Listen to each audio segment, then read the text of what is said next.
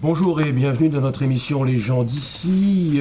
C'est une reprise pour l'année 2014, le premier numéro de Gens d'ici, donc de l'année 2014. Bienvenue à tous et merci de votre fidélité à TV Sèvres-et-Maine.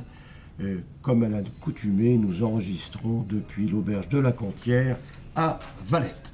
Aujourd'hui, notre invité, c'est Annick Leridan qui va nous parler du rôle de la femme en politique. Puisqu'aussi bien Annick Leridan maintenant est une femme politique connue dans le département et même au-delà, et elle est souvent dans le vignoble parce qu'il y a des attaches amicales et de façon très régulière, nous la voyons entre deux rangs de vignes. C'est bien ça, Annick Leridan? Voilà. Alors on va parler du rôle de la femme en politique. Vous étiez commerçante dans une autre vie, et puis vous avez peu à peu était obligé de faire de la politique. Je dis obligé parce que votre époux était député de Loire-Atlantique, Jean-Pierre Leridan, et il ne l'est plus depuis 2012, depuis les dernières législatives, mais vous ramassez le flambeau et vous continuez à faire de la politique, c'est ça? Tout à fait, tout à fait. Donc je souhaite une bonne année à tous ceux qui nous regardent, et que ce soit une année de sérénité et de bonheur pour chacun dans cette période de crise. Place des femmes dans la politique, un vaste sujet, et il est vrai que le parcours, enfin le mien, est assez atypique. Ce qui fait d'ailleurs ma différence, et ce qui fait, et on en reparlera après, le pourquoi que j'ai repris ma liberté. La place des femmes en règle générale, de toute manière, est difficile, parce que malgré les avancées, malgré la mise en place d'un tas de choses appuyées par les féministes. Nous sommes tous plus ou moins féministes. Vous êtes, vous aussi, monsieur Bonnemaison, féministe. Complètement féministe. Il y a encore, je peux dire, certaines restrictions. Pour parler un petit peu de mon passé, oui, commerçante, j'ai commencé à travailler sur le marché de Talensac, j'avais 14 ans et demi. Après, j'ai tenu une crêperie pendant 31 ans. Je suis devenue déléguée régionale aux droits des femmes pendant 3 ans, et à l'égalité. Et puis, il est vrai que maintenant, je dois être un petit peu genre chat, puisque je suis rendu à je ne sais pas combien de vies, et là, je fais de la politique. Oui, mais là, entre le métier de crêpière et celui de politique, à part la farine, qui est le seul point commun entre les deux professions, qu'est-ce que vous avez trouvé comme joie, comme satisfaction à faire de la politique? Je pense, monsieur Bonnemaison, que la politique a 36 façons de la faire et de l'aborder.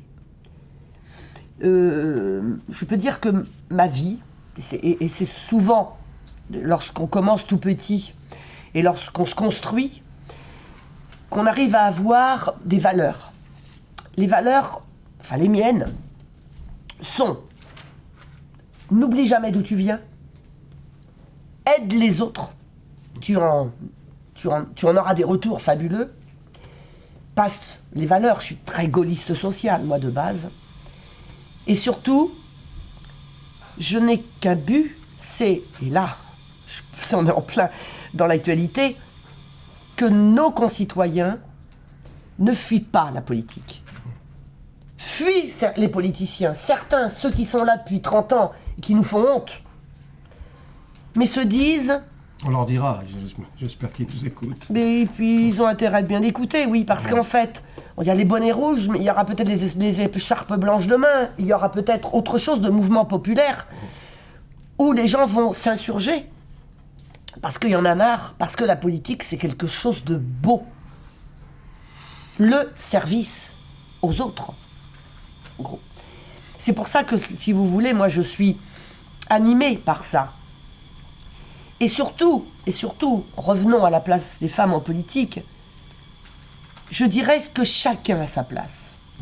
C'est compliqué pour une femme de rentrer en politique, parce qu'on rentre dans un monde de mecs qui sont quand même très... C'est du machisme constant. Je veux dire, une femme, ça n'a forcément rien dans la tête. Ou alors on va la mettre sur une liste parce que, voilà, hein, il faut faire comme la loi l'a donné. La parité. La parité. La parité, ça. Et on les prend pas trop moches. Oh, si t'as fait Sciences Po en général, et Sciences Po Paris en général, ça montre plus. Et puis tais-toi, t'es la plante où on va te guider.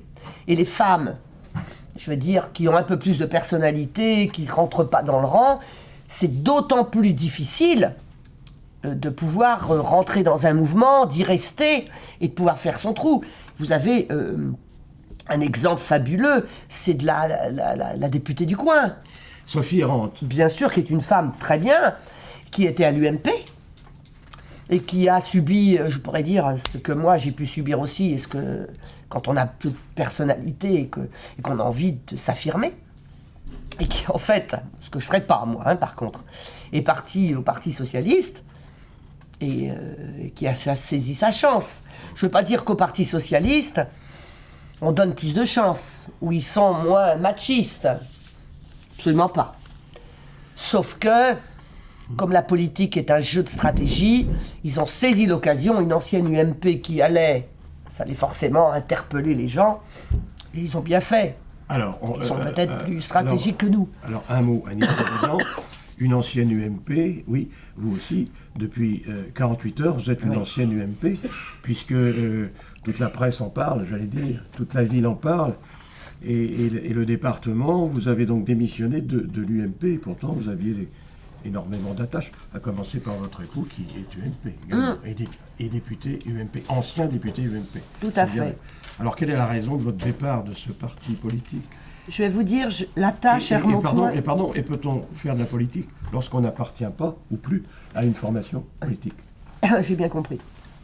La tâche, elle vient de 1981 au RPR. Mouvement gaulliste, où on avait un mélange, où les différences étaient acceptées et au contraire c'était un plus. Quand l'UMP s'est fondée, moi j'y étais, hein, on y était beaucoup, derrière Nicolas Sarkozy. Un chef. Donc, tous derrière.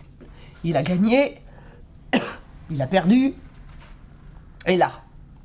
Mais attendez, on s'est dit, mais c'est pitoyable. Un mouvement comme l'UMP, où à l'heure actuelle, on pourrait être un modèle. On a quoi ? On a 2 présidences, 2 types, nommons Fillon, nommons Copé, qui n'ont qu'une envie, c'est qu'en 2017, qui sera aux primaires, qui prendra la place, l'image d'aucune construction, puisque quand il y en a un qui dit bleu, l'autre il dit vert, ils sont sur le même podium, ils s'embrassent sur la bouche, et puis par derrière, ils se font la tronche, et tout le monde sait qu'ils se détestent. Oui, mais ça, c'est le jeu de Non, c'est ce qu'on ne veut plus, c'est pour ça qu'on s'en va. C'est pour ça que vous êtes parti. Mais bien sûr, parce qu'en fait, écoutez, arrêtons de nous prendre pour des gnoufs. Nous, on est dans la construction, nous, on est dans la crise. On veut des gens qui s'occupent de nos problèmes. Le chômage, l'éducation, la sécurité. Enfin, il n'y a plus de repères dans cette société. Il n'y a plus de repères. Comment voulez-vous qu'on puisse donner envie à nos enfants, quand nos enfants ont une image de la gauche. Alors, parlons de la gauche. Alors là, c'est la débandade. En plus, avec ce qu'on apprend, bon, il a le droit, Monsieur Hollande, de prendre une copine. Mais enfin, écoutez, sincèrement, après tout ce qu'on a pu dire sur Nicolas Sarkozy, enfin là, on en sourit. Rien. Enfin, moi, je suis très Sarkozy, et je le revendique. Oui, alors justement, Annie Cléridan, j'ai lu chez nos confrères de la presse, je cite Ouest France, je pourrais aussi en citer d'autres, mais on dit, voilà, je reprends une de vos phrases, je suis sikh, j'ouvre les guillemets, je suis veuve de Nicolas Sarkozy. Fermez les guillemets. Veuve, c'est un terme fort quand même, non ? Veuve, je suppose que c'est une formule. Mais, oui, parce qu'en fait, Nicolas Sarkozy n'étant plus à l'UMP, on n'a plus de chef. C'est le seul. C'est le seul qui est capable de fédérer. C'est le seul qui a un programme. C'est le seul qui est capable avec le charisme qu'il a, et surtout cette volonté, j'ai eu l'occasion moi, de le rencontrer. Et moi je peux dire... Il va bien, vous le voyez souvent, non? Il va bien. Bon, tant mieux. Il n'a jamais été aussi bien. Enfin, il se pose des questions, il va bien physiquement. Si, c'était ma question. Moralement. Mais je veux dire, il va mal quand il voit ce qui se passe. Son bébé, le bébé, l'UMP, qu'est-ce qu'ils en ont fait? Copé a jamais été aussi bas dans les sondages. Alors, dernièrement à Hollande, moi je l'ai entendu, enfin je sais pas si vous y étiez, il a dit c'est fabuleux d'être bas dans les sondages, c'est comme ça on fait que remonter. Oui, c'est une finesse. C'est une finesse. Ah, Mais ceci dit, non, enfin écoutez, il n'y a rien de sérieux. Ça me fait énormément de mal de taper sur cette famille à laquelle j'ai appartenu. Mais je pense que le bal des faux culs, ça suffit, quoi. Alors, localement, on va dire, on est bien content qu'elle soit partie de l'UMP. Quelle grande goule elle avait. Mais enfin, en attendant, je trouve... C'est exagéré, non? Non, absolument pas. Ils ont totalement raison. Mais je pense qu'ils devraient se poser les vraies questions et de se dire, faisons avec les différences. Alors maintenant, je vais interroger la femme en politique, que vous êtes restée, nonobstant votre démission de votre ancien parti. Et puis on va brosser rapidement, si vous voulez, des questions d'actualité. En ce moment, le grand problème national, il semblerait que ce soit les prestations du sieur Dieudonné. Il était à Nantes hier, et vous qui êtes donc nantaise, alors quelle est votre position sur cette chose-là? J'étais place Royale avec le président Natier de la LICRA, où d'ailleurs, quand on dit le manque de courage de nos politiques et pourquoi que les gens ne vont plus voter à gauche, vont plus voter à droite, ils vont aller au Front Nat, je vous expliquerai après ce qu'on met en place. Ou chez M. Mélenchon. Ou alors pas du tout aller voter. Oui. C'est que là, ce soir-là, c'est bien aussi, où nous étions tous en train de nous poser et dialoguer avec des jeunes qui étaient pour Dieudonné, avec des gens qui se disaient, est-ce que c'était vraiment nécessaire de faire tout ce tapage, peut-être pour faire oublier le chômage, la crise, les problématiques? Est-ce que c'était pas aussi peut-être le moyen, quand on se disait, tiens, le Front Nat en ce moment, il est un petit peu fatigué, il s'endort un peu, et comme on aimerait bien avoir des triangulaires aux prochaines municipales, on va faire un petit peu mousser tout ça pour redonner de l'importance. Donc c'était tout ça qui était mis en place.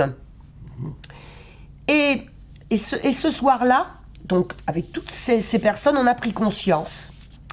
On a pris conscience que Dieudonné, c'était en fait pour Valls, pour Jean-Marc Ayrault, 6e ville de France, il est quand même Premier ministre, c'est sa ville. Une façon peut-être de gagner des points. Mais, derrière tout ça, moi je m'insurge. Quand je vous parlais tout à l'heure du manque de repères, on a un pays à l'heure actuelle où on n'a plus de repères, où la démocratie est en péril. Et il faut faire attention avec les belles paroles, normalement de nos amis de gauche, hein, on est tous des potes, on s'aime, c'est fabuleux. Et en fait, ils font en sorte de semer la zizanie. Il n'y avait personne d'élu ce soir-là. Les têtes de liste des prochaines municipales. Vous voulez dire hier soir? Enfin, c'était... C'était, attendez, mardi. On est quand là? Je sais plus. Enfin, ces jours-ci. Voilà. Hein, très bien.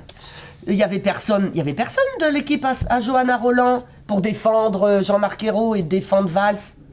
Il y avait personne à droite de l'UMP. Pourquoi qu'ils n'ont pas voulu se mouiller?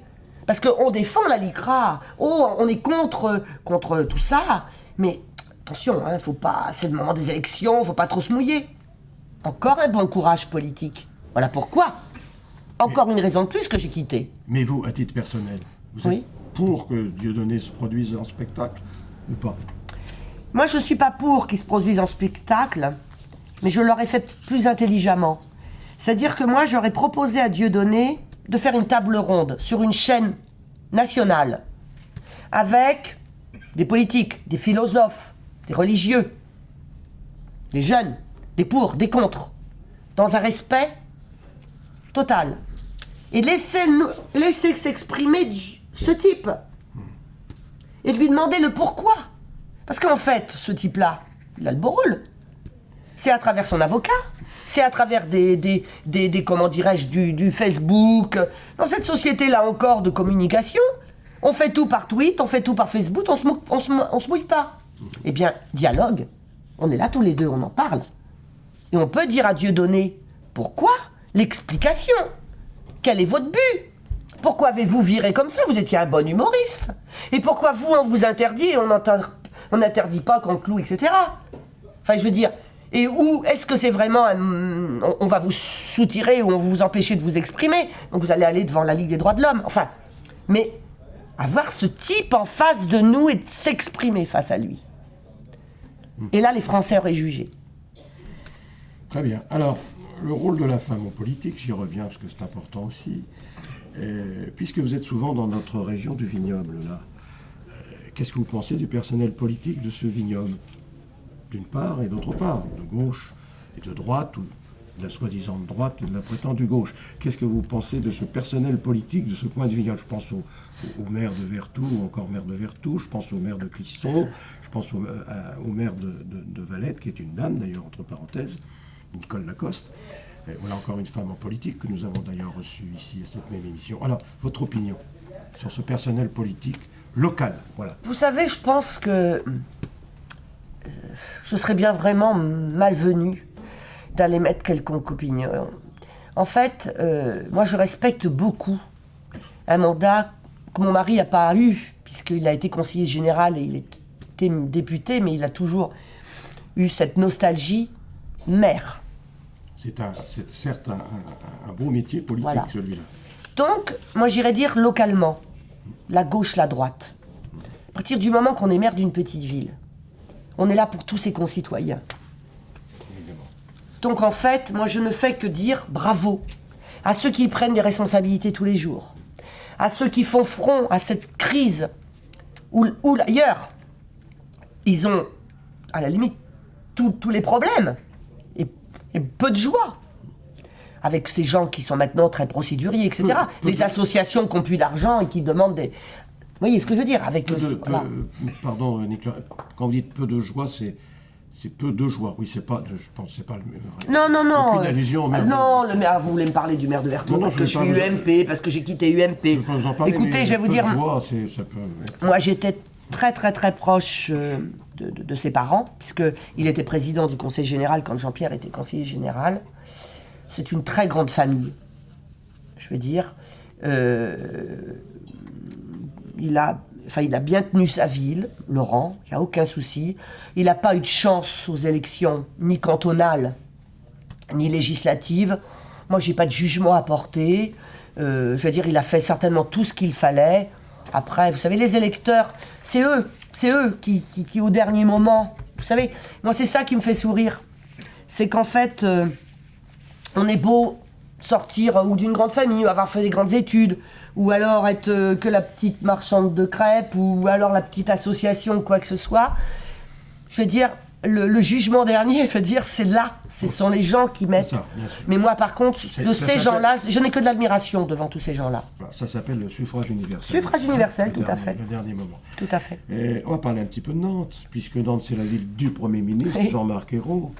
Et vous êtes toujours un petit peu dans le coup, malgré votre démission de l'UMP. Jamais. Plus que jamais. Alors ça veut dire que vous allez faire quoi? Passons encore dire Annick Loridan, de quoi se mêle, la voilà encore. Madame Sans-Gêne, on vous appelle, vous êtes au courant de ça? Oui, tout à fait. Je suis contente. Ah, vous êtes contente. Bon, j'assume tout à fait. C'était le surnom d'une maréchale, tout la femme d'un maréchal d'Empire. Grande dame. Je ne sais pas combien mesurait, oui, probablement. C'est une femme qui avait une forte personnalité. D'accord. Alors Nantes, vous allez faire quoi dans Nantes? Mais écoutez, je me suis présenté aux législatives contre Jean-Marc Ayrault, c'était déjà un signe fort.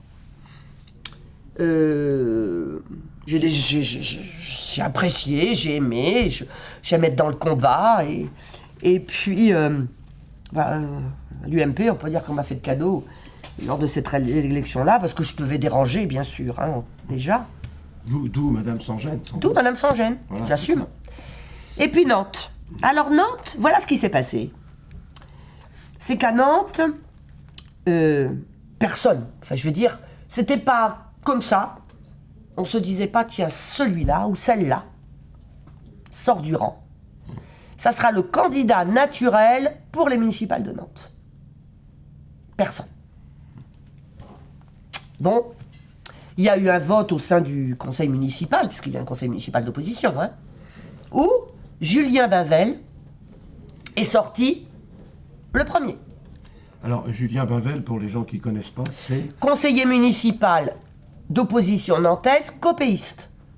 UMP, par conséquent. UMP. C'est bien ça. Voilà.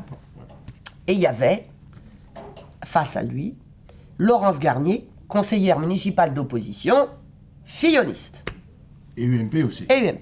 Par conséquent, c'est une sorte de primaire. Petite primaire entre eux, qui se sont faits entre eux et sortis du chapeau. C'est assez nouveau, cette notion de primaire. Oui, mais C'est pour singer les Américains, peut-être? Non, mais c'est assez intelligent quand même, quand vous en avez deux en liste, après tout, pourquoi pas. Oui, d'accord.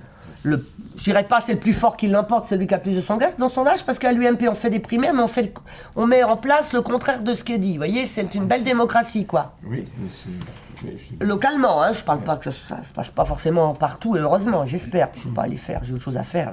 Je suis déjà assez prise sur Nantes. Donc, voyant ça, je fais partie du groupe Femmes de Puissance. Voilà, la délégation aux droits des femmes et à l'égalité a ouvert certaines portes. On rencontre des femmes fabuleuses. Et moi, je rencontre sur Paris Marianne Monchamp, ex-ministre, secrétaire d'État, de la solidarité du handicap.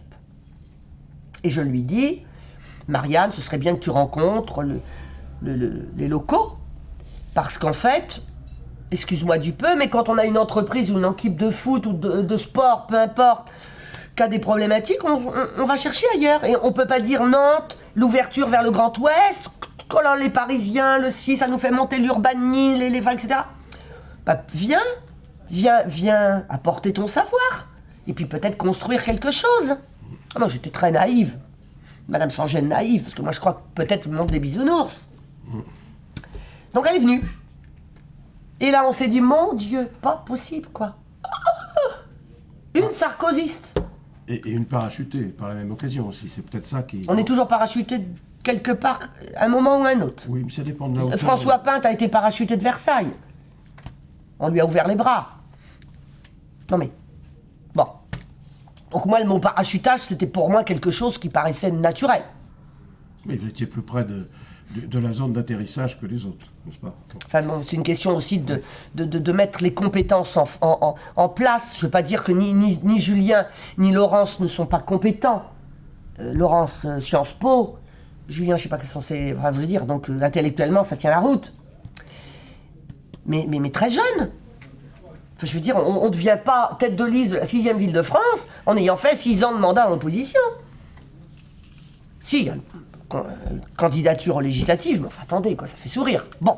Alors, Une logique de mise en place de compétences. Avançons, oui. Et là, mon Dieu, ce que j'avais pas encore imprimé, Annick Leridan l'imprimera jamais, c'est pour ça que je suis là ingérable, c'est que derrière tout ça, c'est pas une question de mettre des compétences pour embêter Jean-Marc Ayrault ou Johanna Rolland. On s'en fout, la ville de Nantes, mais on s'en fout royalement à l'UMP. C'est de continuer à mettre des copains et des copines, de manière à ce que derrière, on soit pas embêté. Vous êtes en train de nous dire qu'il y a des arrangements ou des combinations, comme disent les Je sais Italiens. pas, je suis pas dans le secret des dieux. Mais enfin, écoutez, faut pas avoir fait, là, du coup, les grandes études pour se rendre compte Oui. qu'on est en train de donner la ville de Nantes à Jean-Marc Ayrault, sous prétexte que... On s'est marré à un moment donné, rappelez-vous, au moment des dernières régionales, quand Jacques Oxet avait gagné. On disait Jean-Marc Ayrault, il est fou de rage, parce qu'il aurait bien voulu y aller, mais comme la région c'était ingagnable, on a mis... Oh là là, il a gagné. Mais là, mais ce que je veux dire, ben nous on a refait à peu près la même chose en se disant, alors, moi je souhaite à tout le monde, et surtout à droite, de gagner. Et c'est pour ça que la con s'investit. Et que je vais m'expliquer. Enfin, avouez quand même. Alors on nous dit, on fait un sondage. Sondage, c'est très bien. C'était pas une primaire, c'était un sondage. Sondage est sans pitié. Oui. Sauf que le résultat du sondage, on l'a jamais eu. Laurence Garnier s'est affirmée sur l'affaire 3 qu'elle avait dans son entourage 20 personnes qui avaient été consultées. Moi, je connais un petit peu de mon dossier. Moi, du côté de Marianne Monchamp, on n'avait pas, on ne sait pas qui, on ne sait pas quand. On a fait venir des huissiers à Nantes, on a fait venir des huissiers à Paris. Jean-François Copé à Aulonne-sur-Mer m'a dit « T'auras le résultat des sondages ». Voilà, ça n'appartient qu'à lui. Il a une belle parole, puisqu'à ce jour, j'ai toujours pas. Donc, face à ça, on s'est pris en main. On avait créé un collectif de Nantais. C'est un collectif de gens étiquettes, sans étiquette, des CGTistes, des CFDT, des gens de droite, du centre, de la bourgeoisie, des sportifs, des éboueurs, de tout ce qu'on veut, des commerçants et tout. Et on s'est dit, ras-le-bol des politiques. Ras-le-bol, on se retrouve pas. Pour une raison pourquoi j'ai démissionné de l'UMP. Parce qu'en fait, le pire ennemi à l'heure actuelle, c'est ma famille politique. Apparemment, oui, ça paraît. Demain, excusez-moi, j'ai attrapé un microbe. Oui. Demain, je me présente. Moi, je suis le président de l'UMP. J'expulse Annick Le Rideau. Liste dissidente, c'est pas une liste dissidente. Messieurs et mesdames de l'UMP, une réserve de voix. Et ceux qui sont déçus par la gauche et par la droite, au lieu d'aller voter vers le Front Nat, ils iront vers le collectif des Nantais. Auquel vous appartenez, si j'ai bien compris. J'appartiens. Et si je vous ai bien suivi, vous serez donc sur une liste, Oui. éventuellement, nantaise qui va se présenter à côté de l'UMP et naturellement à côté de la liste du PS. Alors on sera contre le PS, Oui, mais on ne sera pas contre l'UMP. d'accord. Vous pensez que les électeurs vont suivre ça, vont comprendre l'affaire? Ben, c'est à nous de faire du terrain, et vous me connaissez. 30 ans de terrain, j'aime. Bon, c'est très bien. Il faut faire des explications de texte. Oui, je crois que ça, oui, ça mérite quelques explications. Vous allez avoir du travail d'ici 2 mois, non? On a acheté des nouvelles paires de chaussures. Non. Et ce qu'il y a de fabuleux, voyez-vous, c'est que les gens viennent vers nous en disant, d'abord ça interpelle, et puis, écoutez, on ne peut pas avoir été 30 ans sur le terrain, parce qu'en fait, mes détracteurs, ceux qui me disent Madame Sans-Gêne ou l'ingérable, ils vous diront, sur le terrain, il n'y a pas, elle y est. Parce que j'aime les gens, j'aime les écouter. On n'a pas toutes les qualités, tous les défauts, et heureusement d'ailleurs, c'est ça qui fait la richesse du monde. Et moi, je vous dirais franchement, si vous me posez une question, un truc je sais pas, je vais vous dire je sais pas. Par contre, dès demain, je vais me renseigner. Puis une autre fois, on se reverra, je saurai, j'aurai su. Donc là, quand on parle de sécurité, d'insécurité sur Nantes, quand on parle du commerce, quand on parle du centre-ville, petit sac à dos, tous les commerçants et les présidents de quartier, je veux dire, pour les associations, peu importe, allez voir le maximum du monde. Pas des trucs en l'air, pas des 80 jours en ballon, pas des... Enfin, je veux dire, les gens ne veulent plus de ça. Les gens, ils veulent qu'on s'affirme en leur disant on en a marre. Donc déjà, ils commencent par dire ok, on est comme vous.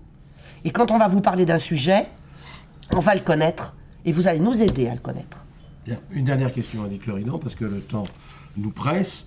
Et je vois là chez notre confrère l'hebdo de Sévrémen, soutien au patron qui a tiré sur les voleurs. Voilà un chef d'entreprise qui a vu des voleurs, il a tiré dessus sans heureusement de conséquences physiques, ni pour les voleurs, ni pour lui. Quel est votre avis sur l'insécurité qui se développe un petit peu, y compris dans notre région, dans notre vignoble et dans notre ville de Nantes, et de ses environs? C'est vraiment un des problèmes les plus récurrents actuellement. Nous étions avant-hier soir chez un président d'une association, c'est Quartier Gralin, parce qu'en fait il tient un bar et il s'insurge sur l'alcool dans la rue. Parce qu'on est l'État est en train d'embêter ces gens qui tiennent des cafés, des bars, et on leur dit c'est de votre faute alors que l'alcool vient d'ailleurs. Et là, on se dit, la police municipale, précisément, qui fait un très bon boulot par ailleurs, est beaucoup plus polarisée. On leur dit, il faut rentrer de l'argent dans les caisses, donc les voitures, les ci, les ça. Pourquoi vous ne feriez pas des rondes? La police dissuade. Et en plus, je vais vous dire, s'ils sont attrapés, les voleurs ou ceux qui font un peu des agressions, 2 jours après, ils sont mis dehors. Madame Taubira, s'il vous plaît, allez sur le terrain, écoutez les gens. Oui, et ma question c'était, est-ce que vous soutenez ce chef d'entreprise qui s'est défendu et a tiré sur les voleurs? Je vous dirais franchement, je ne sais pas comment je réagirais, moi, si on venait m'attaquer chez moi, Oui. et si j'avais un fusil. Parce que je suppose que lui, pas parce que vous êtes patron que vous avez beaucoup d'argent, je pense qu'il a mis toutes ses billes, je pense qu'il défend pour pouvoir tous les mois payer ses employés, quelqu'un, comme ça, va venir gratuitement tout lui prendre, à la limite qu'il se défende. Très bien. Nous avons la réponse. Merci Annick Leridant d'être Merci à venue vous. sur TV Sévremen. Peut-être connaissiez-vous un peu déjà Annick Leridant. Gageons qu'avec son reportage, vous la connaîtrez un peu plus. Merci. La prochaine fois que vous venez nous voir, amenez-nous des crêpes et puis soignez votre rhume. Merci, monsieur Bonnemaison. Et on se retrouve évidemment le mois prochain pour les gens d'ici. Merci à vous.